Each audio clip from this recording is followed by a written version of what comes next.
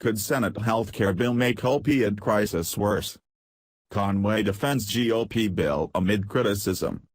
CNN. During a contentious interview with CNN, Kellyanne Conway said Friday that the news media needs to cover the nation's opioid crisis more, and she beat back at suggestions that the new health care bill does nothing to improve the epidemic. "That's not true, and that is not fair. That is so not fair," said Conway, the senior counselor to President Trump, during a back-and-forth with CNN anchor Alison Camrota. She added, "It actually helps no one to peddle the false rumor that this health care bill does nothing to help." CNN took Conway up on her offer and delved into what the GOP-led bill, called the Better Care Reconciliation Act of 2017, does to address the opioid crisis.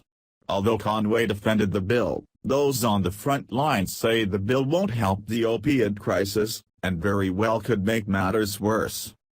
"If there's anything in the new health care bill that will help the opioid crisis, I haven't seen it," said Dr. Andrew Kolodny, co-director of the Opioid Policy Research Collaborative at Brandeis University.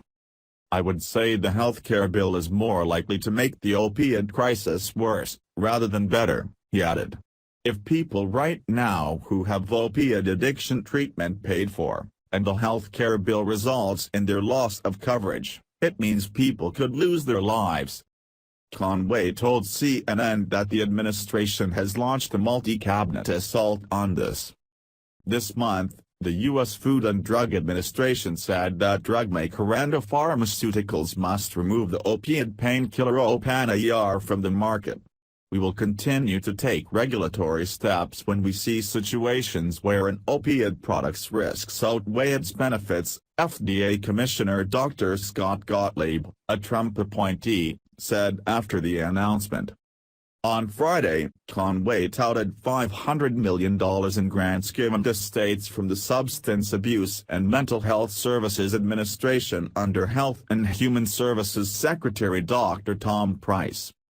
Kolodny noted that those grants are money that came from a bill that President Obama signed on his way out. While praising the administration for talking about the issue and forming an opioid commission to look into the problem, Kolodny said it's time for the Trump team to act. "I don't really see anything the Trump administration has done, other than just talk about the problem," he said.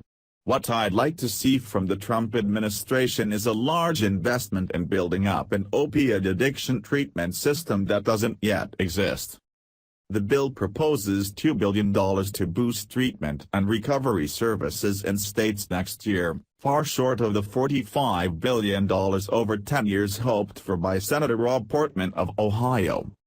"Those struggling with addiction," Kolodny said, "need easy access to maintenance therapy drugs like buprenorphine." He also said the government must do more to regulate opioid manufacturers to prevent new cases of people becoming addicted to opioids. "If heroin, fentanyl and painkillers remain easier to get, then we're really not going to be able to see deaths come down." Other experts agree.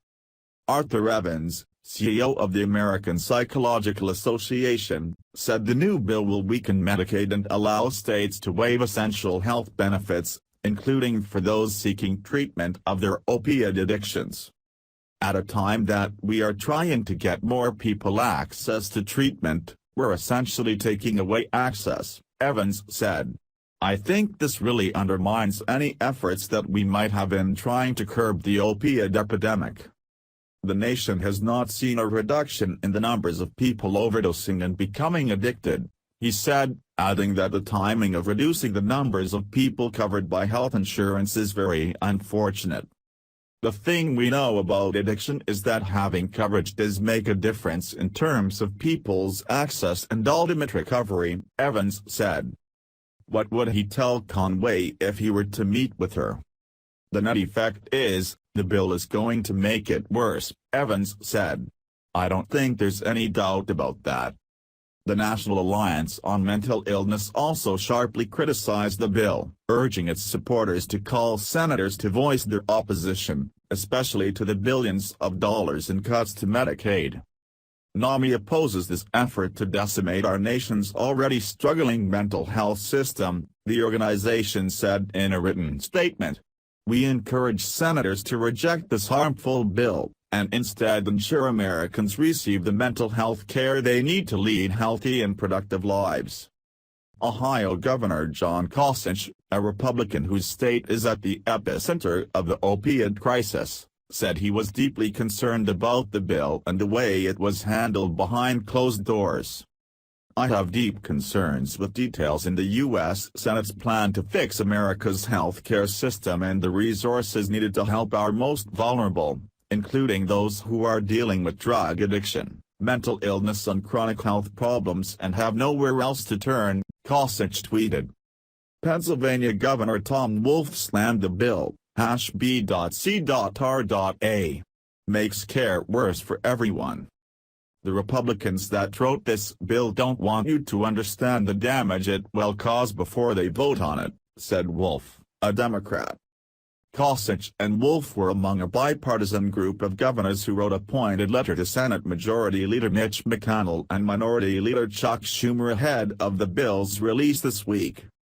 It calls into question coverage for the vulnerable and fails to provide the necessary resources to ensure that no one is left out, while shifting significant costs to the states, said the letter, signed by 7 governors, 3 Republicans and 4 Democrats. Medicaid provisions included in this bill are particularly problematic. About 11 million people gained health care coverage under Obamacare's Medicaid expansion provisions.